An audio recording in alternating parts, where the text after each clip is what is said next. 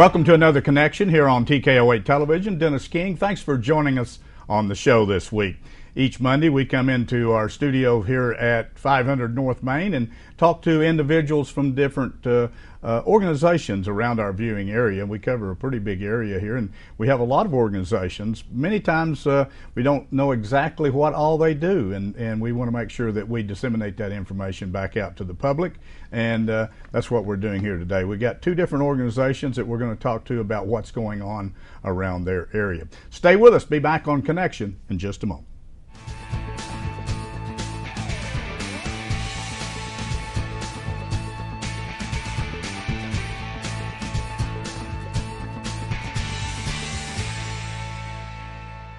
This is Josh from Harrison Battery and Tire. Lots of folks have been asking about roadside assistance, and now it's available. 24 hours a day, 7 days a week, we can quickly and efficiently take care of your tires and battery issues with one phone call. Professional, secure, comforting to get you back on the road. No matter what time, no matter what type of vehicle you drive, call for details at 870-741-7041. Harrison Battery and Tire on the curve of Main Street in Harrison, harrisonbatteryandtire.com. Big enough to serve, small enough to care. Many things have changed over the years, and so has auto body repair.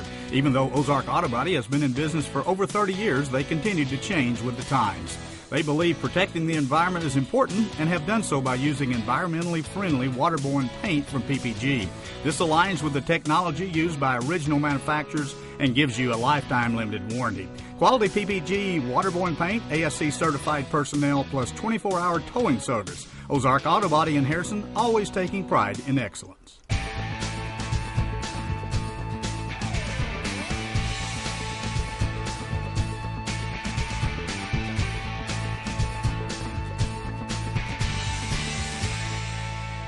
Back on Connection here on TKO8 Television. Our first two guests in the studio today from the organization CASA. And we have Mandy Ford and Tammy Craig. Thank you both for coming in today. We appreciate it.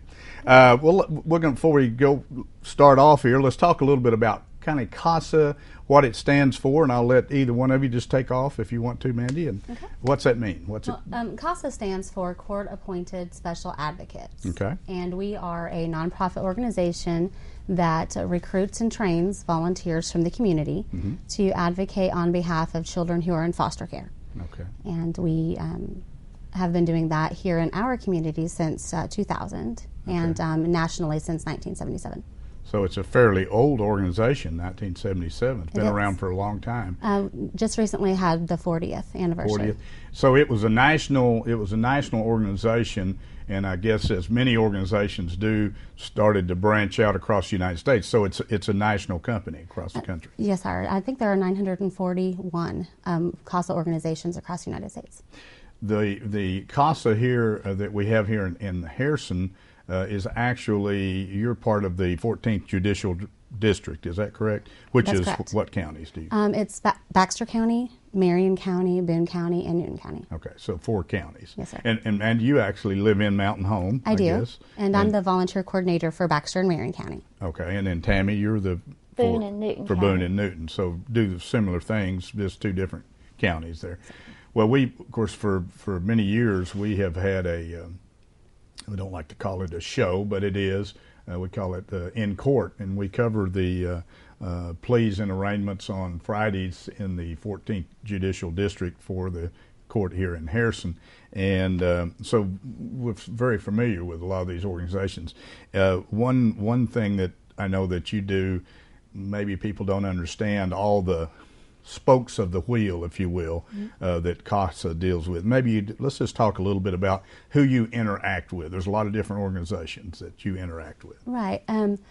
Well, when a CASA accepts appointment, they're ordered by the court to do an independent investigation of a child's circumstances. Right. So that might put them in contact with, obviously, the Department of Human Services. Yes. The child's attorneys, the parents' attorneys, the parents. We might talk with medical professionals, law enforcement officers, teachers, therapists, anybody, professionals or non-professionals who have interactions with the children. We have had interactions with the professionals at Grandma's house, Yes. just different agencies that provide services to kids. We have the ability to talk with all of them, through the appointment of the court. So does the actually the judge involved, do they actually make the appointments for the CASA? That's correct. Okay. We have to be appointed by the court to be able to act on behalf of the children. And right now we are being appointed at, consistently 100% of every new case that comes into court. Wow. CASA is being requested. Wow. In the to kind of look at the magnitude of what CASA, what you do, let's just take, for example, the 4 counties that you're responsible for. If I don't want to put you on the spot, but so at any given time, let's say now, how many different children would you be having advocates for, roughly? Oh, I can tell you exactly. Okay. There are 145 kids in care across the district. Okay. We are serving 69 of those kids with 31 advocates. Wow.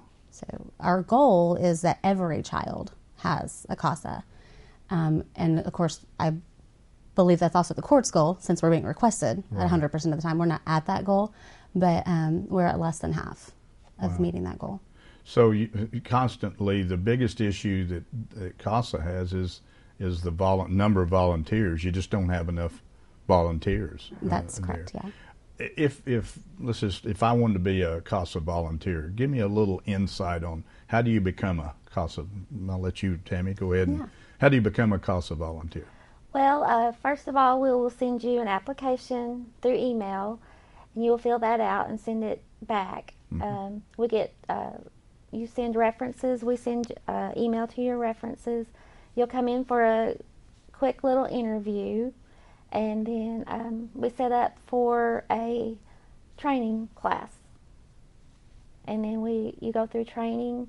You have 30 hours of training, and then you will have 4 hours of court time where you observe the court, observe what's going on, and then the judge will swear you in, and then we'll get you a case.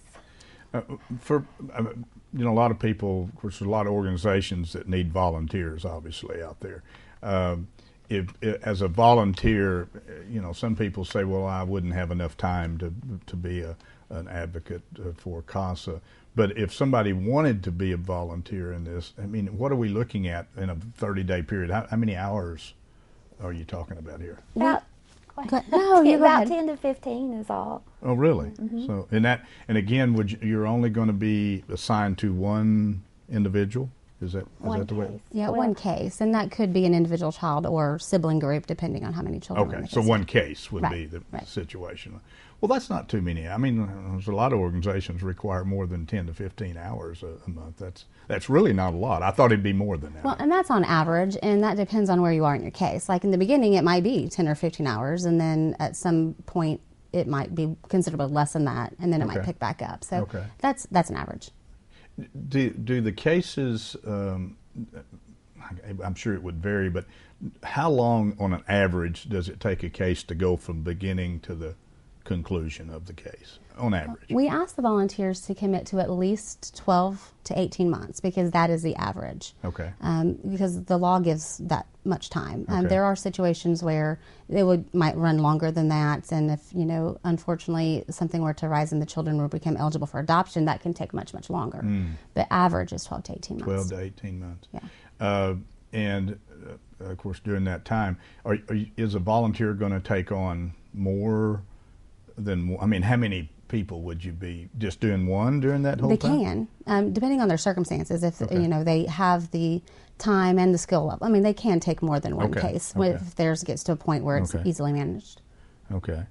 The way you interact with these other organizations obviously differs, I'm sure, on each case. But do you get your to get the children in the program? Is it usually start with DHS? Where does it usually begin? Where do you get? It begins with the children coming into care because they were removed by DHS. Okay. And then they come to their first court hearing, and the judge appoints CASA at that first hearing, and that's when we become involved. We're not involved in the original removal. We don't have any information or knowledge about it at that point, and we certainly don't have any say over whether they get taken. But our involvement is at the point that the judge asks that a CASA become available. That's where you kind of take over there and Yes, goes for.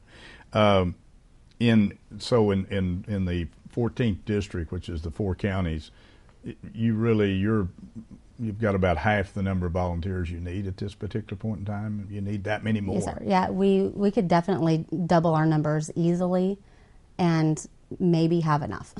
Wow. To do 100%. Wow. That's a big need of volunteers. It's huge. Every child needs a CASA, because the benefit of having a CASA to the children is astronomical. They will spend half the amount of time in care on average. Mm-hmm. They're more likely to find a truly permanent resolution to their case. If they've got a CASA. Right. If they are children who become eligible for adoption, the likelihood of their being adopted increases. While they're in care, they receive more attention and services from the system than children who don't have CASAs. I see. We are that squeaky wheel who demands that they get the attention that they need, and so it's imperative that all children have CASAs. And so we're just here today to get that information out, to ask the community to, see if they might have it in their hearts, because I know there's more than 33 people in this district who can do this, and Sure they are. We just haven't found them yet. And again, the reason I like CASA to come on, and have had them on many, many times through the years here at the station, is that because a lot of people really don't understand what CASA really stands for and what it really means to the families and the children, particularly the children out there for this program. We've got about 3 minutes. Funding. How do you fund yours? How do you get your funding? Well, a lot of our funding comes from grants that we apply for. There are grants that are victim-based, and our children are victims. But we also receive funding through, contributions and support from the community. And that can be corporate support, monthly contributions from organizations or individuals. And then we, frequently have fundraisers. We have an event coming up in, I want to say it's in September, Kids Fest, that we sometimes come and talk to you guys about. And, various events. We had a chili cook-off in February, things like that we do to raise money. So a combination of funds. You probably get some United Way funding, maybe a little bit of United Way? We do grants from United Way. Okay.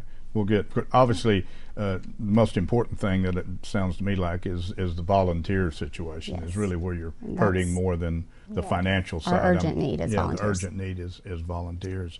Did we miss anything? You had some notes that I got a couple minutes. Did we cover pretty well I think we did. I just wanted to let you know when our training class starts here in Boone County, which is going to be June 17th. So if anybody might be interested in signing up to volunteer and attending that training, it starts June 17th. But we also have quarterly trainings scheduled, there on out. So, if you can't get that one, there's gonna always be one coming up. And Tammy and I try to coordinate pretty closely. So if she's having one in Boone, we're going to be having one in Baxter right behind it. Okay. So you try to keep it coordinated with the events coming up. Yeah. Well, so I guess the main thing we need to get across today is if you happen to be out there and you've listened to the interview and you understand a little bit more about what CASA is all about, obviously they need volunteers. And if they wanted to find out, give me a phone number. Who would call? Yeah, the office number here in this isn't Mountain Home, Harrison, is 870-743-2212. Okay, and so they could just give a call, find out, come and pick up the information, fill out the information and so forth. And you can give them more information on the spot there. And obviously, Mandy, same way with your office over there. Thank you both for coming in today. We appreciate it. Haven't had either one of you in to be on the show. But as we move forward, when you get ready for your fundraiser, give us an email or call us, and we'll get you back on and kind of bring everybody up to speed. And hopefully, by then, you can talk about more volunteers that have signed up for the program. That would be lovely. And I'm sure that you're always looking for that. And thank you both very much, and we appreciate it. Tammy Craig and Mandy Ford talking about CASA. If you want more information, give them a call. They'll be happy to fill you in. They do need volunteers. It's a very, very important program for these kids, so help out if you have the time. It doesn't take a lot of time out there, really. When you're talking about 10 or 15 hours average a month, that's not a lot of your time. Stay with us. Be back in a moment. And you've heard the old saying, the program's gone to the dogs. Well, it may have gone to the dogs today. We're going to actually have a dog visit us on the second half of the show. The Ozark Humane Society people will be here. Stay with us.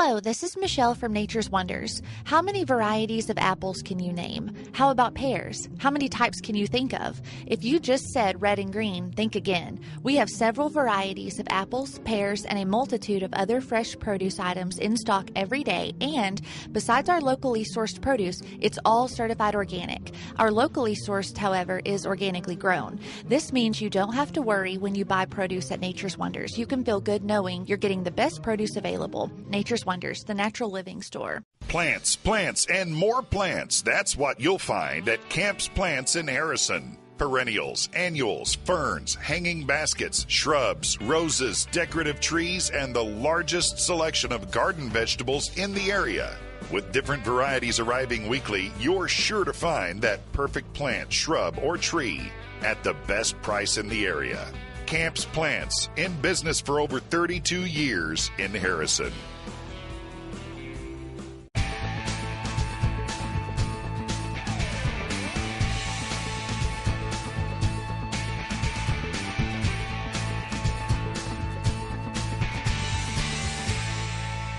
Back on Connection here on TKO8 Television. Dennis King, thanks for joining us on the show. We've got a little different twist for the second half of the show today. Ozark Humane Society is with us. And let's see if I get all the names. Robin Arnold, Jessica Kibling, and Snoopy. Yes, sir. So we got all three of them here today. We're going to talk about the Ozark Humane Society. Obviously, a lot of need for the Humane Society over the years.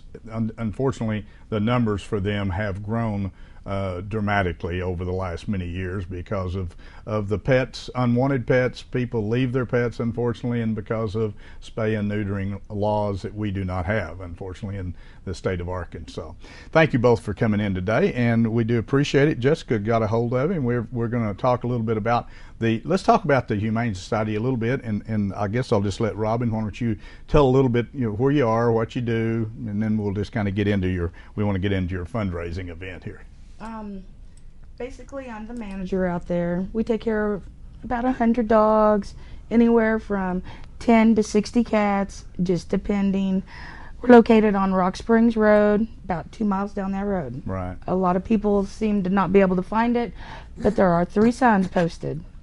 And Snoopy, along with other participants, are hanging out there for now. Absolutely. Until we can find a new home for Until Snoopy. they can find the forever home. Snoopy is a good example of one of the animals that they have out there. And I must tell you, in my lifetime, I've had some animals. I currently have a cat, but it was a rescue cat. And I've had one dog in my life, personally, that was from a Humane Society, not in Harrison, but where I lived before.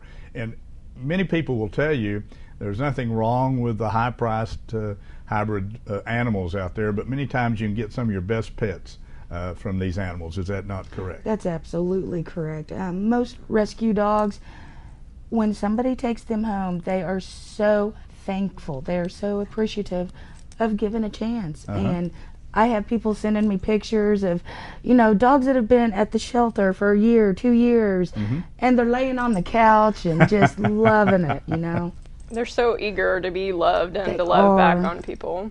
Well, I'm going to switch over. Jessica, you're a good example. You're a volunteer out there, you told me. And you've been doing this for how long, roughly? About 2 years I've been volunteering, and it's been great because they actually found a way to put my talents to use. I actually work in public relations and marketing, and so I've been able to help them with those efforts and promote what's going on out at the shelter. That's in why addition to that's loving why on you got a animals. hold of us here, right? That's right. To help promote it. Well, that's good. So, I mean, are you working full-time a job now somewhere, or are you off and just helping out there? I do contract work for communications and PR and marketing and help several local businesses in town, and then volunteer my time with the Humane Society. So that allows you, your type of business that you do, to do your volunteer work. It's a good match there, isn't it? Yeah, I get to give back to something I'm passionate about, which is animals. So do you have several animals yourself? I have a dog that actually came from the Humane Society, and she's living a very good life. She's very Love it. spoiled. She's one of those that Rob was talking about. It's just glad to be at home somewhere, Exactly. The Humane Society, Ozark Humane Society here in Harrison, through the years, unfortunately, like a lot of places where they do excellent work, they have outgrown the facilities. And I know there's been a lot of talk and a lot of wishful thinking about maybe someday that maybe have a bigger facility, a newer facility, Yes. and I know that there's some long-range plans that some of the board members and some of them talk to me about that they're hoping to do. But currently, probably there's always a need for funding. You know, I mean, you struggle for Absolutely. funding all the time. If somebody wanted to help out, other than maybe we're going to talk about volunteers, but other than being a volunteer, how could they help out? I mean, money, dog food, cat food. How could All of the above. Like, we're totally nonprofit. Anything that you could bring. Canned food we use for a lot of medicine for the dogs, so we kind of run low on that. Cleaning supplies, just Yes. ordinary things that you wouldn't necessarily think about, we need. Just any kind of stuff like that. Yes, yes, absolutely. Do you get pretty good help from local veterinarians as far as helping you with the spay and neutering and the vaccinations? Dr. Melton from the Harrison Animal Clinic works with us tremendously well. So now, every animal that comes to the shelter, and correct me if I'm wrong, but I think this is right. Before you let them go out, do they get spayed and neutered? Is that Before they're adopted out? Before they're adopted yes, sir. out? Yes, okay. Absolutely. So that's part of the program. Yes. And all their vaccinated as shots well. And yes. vaccinated. So that makes a big difference. So if somebody adopts an animal, now do you charge for a fee for somebody to adopt it? It used to be a small fee. The fee has grown a little bit. It's $75 for about a year-old dog, but that absolutely includes 4 series of parvo shots, the rabies shot, and then the alter, whether it be spay or neutering. Right. And you can't really get a dog spayed for under $120 anywhere else. No. So we do a lot of work for our dogs. We want them to be healthy. We want them to be happy. So when you take it home, they're ready to play. Is Snoopy happy right now? Is he wanting down? I think he's getting tired on me. He's covering his eyes. time. Maybe needing a nap. Is it nap time for Snoopy? I like your leash, and I don't know that you can't probably see it, but kind of a cute leash that they've got here. It says "Adopt Me" on it. So that's good. I don't know who came up with that. That was actually a donation from Neo and Max for our shelter. And because we're always poor on leashes, and they sent a box full of leashes for us. Fantastic. So it's all about the donations. All about the donations. Okay, let's talk. Let's see. Let's talk about your current campaign that you're doing, the $10 for a Friend campaign. What does that mean, and how can people get involved in that? That is one of our major annual fundraising drives that we do each year, and obviously we're desperate for funding to maintain our shelter and feed our animals and pay all of our vet bills. So every little bit that people can give helps at the shelter. And $10, for a lot, that may be a lot for some people, and it's pocket change for others, but it can go a long way towards helping us keep all of our animals fed and help get them vaccinated. So this is our push to raise all of those funds each year. We've been outside of Walmart raising funds, and we've got signage up around town and donation boxes you can give at the Cause for Paws thrift store. You can donate there. You can mail them in. It's P.O. Box 542. You can send those here in Harrison. And then, of course, always out at the shelter. And on our Facebook page, you can donate there online as well. So we try to make it as easy as possible for people to give back. You don't think about $10 again going so far, but with the shelter like they operate out there, $10 is a lot of money, as Jessica was mentioning there. Very important, and unfortunately, some states do have spay and neuter laws. Arkansas does not. But if somebody wants to be involved in your clinics, how's your clinics work that you do? We do 4 spay and neuter clinics each year, so about 1 per season. So we'll have another one coming up this summer, and you can sign up for that at the Cause for Paws thrift store.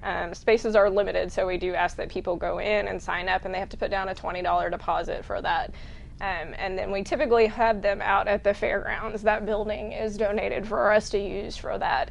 That's and Very. Yeah, we stay with the animals when they're going through their surgeries and when they wake up and recover, and we really make it the most positive experience that we can for them. And really, spaying and neutering your pets is one of the great things you can do to help the shelter, because it helps us avoid having more unwanted animals in the community that are looking for a home. Tell us a little bit about the Snoopy here. What kind of dog is this? Snoopy is a Beagle Terrier mix. He's about a year old. He's had all his vaccinations. He's been neutered. He's a lap dog. He is very well behaved to He be in a is. strange place. I think he's wanting a nap for sure. I think you guys have kind of wrestled him around a little bit too much here, but he's very well behaved. And it's amazing if you go out there. I got to tell you, if you're an animal lover and you go out there, a lot of people don't leave without taking one with them. It's just you really understand the need for a good ownership. And we want to stress that, obviously they want somebody to take these animals and love them and take care of them and no abuse. And there's a lot of that out there, unfortunately, too. But these animals need a good home. If you have a child that needs a first pet, don't go spend $300 or $400 or $500 or more for some of these high-priced animals. Go out there first, take a look around. You might be amazed because they have some great animals out there for adoption. Let's see, what else do we want to talk about here today? Your Cause for Paws thrift store. Let's talk a little bit about that. That's a great location down there that you have, and I know they're your major fundraising event. Maybe tell a little bit about, you can take stuff, what all you can do there, if you would, Jessica. Right. Our thrift store, Cause for Paws, is located on Crandall. It's right next to Liquidation Outlets. We do have a great location there. And really, almost all of our funding for the Humane Society comes from donations or the goods that we sell through the thrift store that are donated. So that's how we support ourselves and keep the shelter up and running. You can take donations by there pretty much any time. We would love to have anything that people can give, and there's always tons of stuff there if you want to go shop. Lots of good household items and clothing, and sometimes you even find some good vintage treasures down there.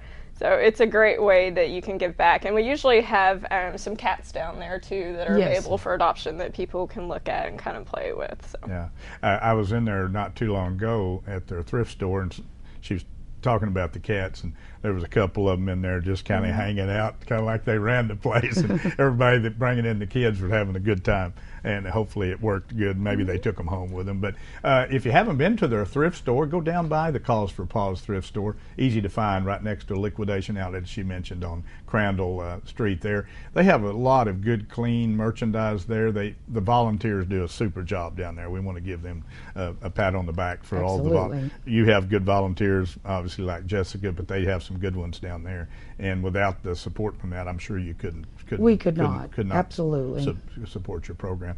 Thank you both for coming in today. We do appreciate it. And Snoopy, you did a great job of behave yourself.